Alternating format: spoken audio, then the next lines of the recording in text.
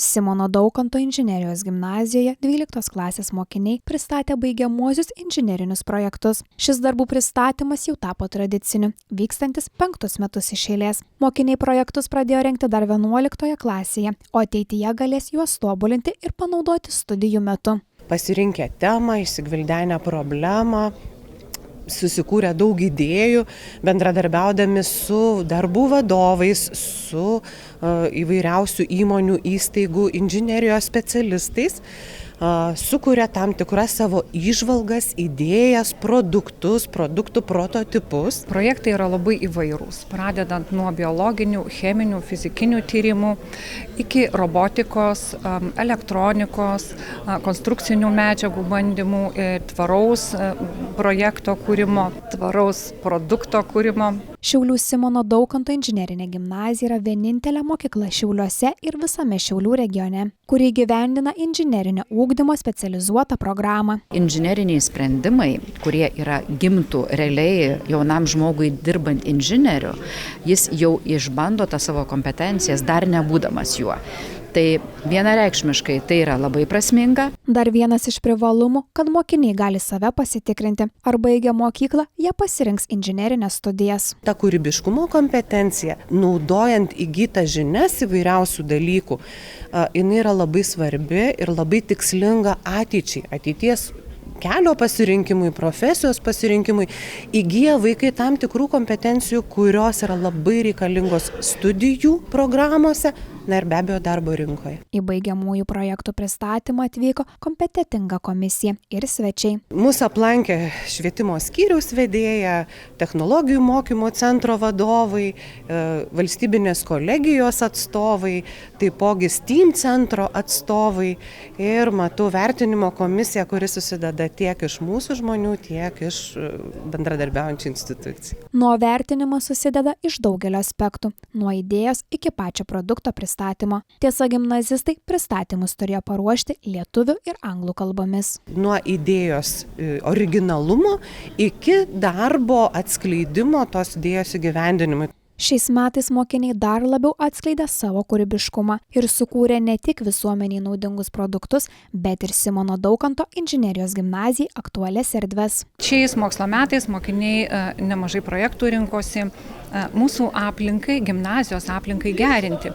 Jie projektavo, pavyzdžiui, požeminės aikšteles, dviračių stovėjimo tokią kolonėlę, kurioje atsistojęs su dviračiu tu gali dviratį minti ir gali pakrauti tam tikras baterijas, prie kurių gali prisijungti savo mobilų įrenginį.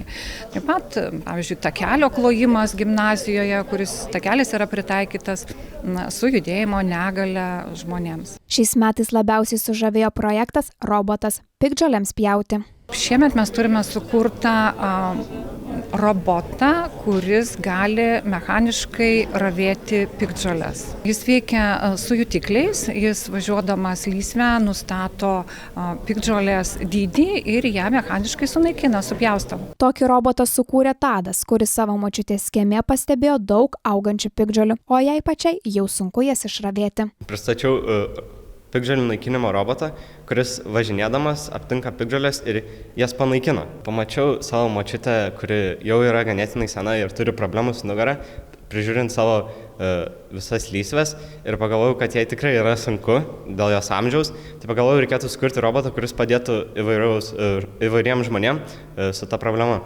Tačiau teko susidurti ir su keliais sunkumais. Sekėsi kurti gerai, iki kol sutikau kelių problemų, dėl kurių nepabaigiau roboto, nes man reikėjo papildomų detalių, kurių neturėjau, bet reikėjo tiesiog nusipirkti jas, bet nespėjau tai padaryti. Visai norėčiau pabaigti, nes dabar nelabai smagu palikti tokią nepabaigtą projektą, dėl kurio tiek daug laiko jau stengiausi. Moksleiviai turėjo parengti plakatus su trumpais aprašymais ir nuotraukomis, taip pat pristatymo dokumentus bei savo produktą, jei jį galima transportuoti. Šiandien pristatysiu savo daugiafunkcį telefono dėklą, kuris ne tik apsaugo telefoną nuo smūgių, bet tuo pačiu jame yra ir vieta po telefono pakrovėjui.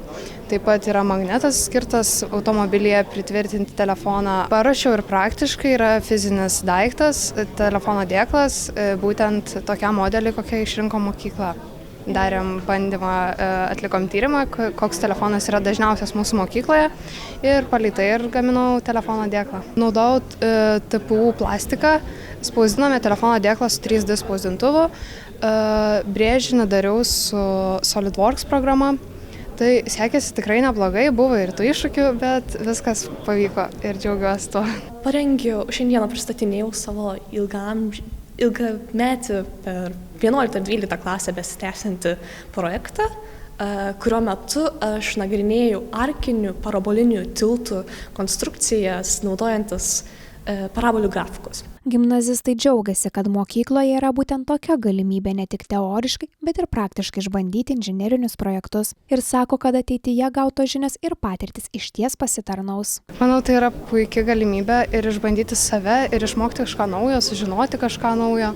Todėl, nes tikrai ne kiekvienas, manau, ir ne kiekvienoje mokykloje gali padaryti tai.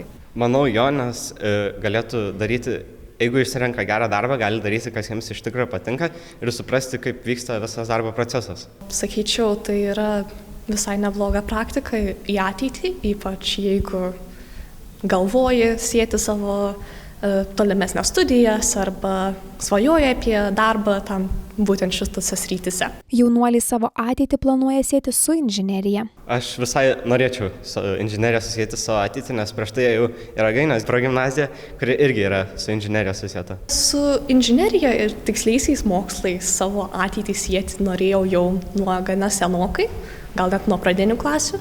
Baigiamųjų projektų pristatyme mokinių tarpe populiariausios temos elektronikos, darnios aplinkos ir automobilizmo srityse.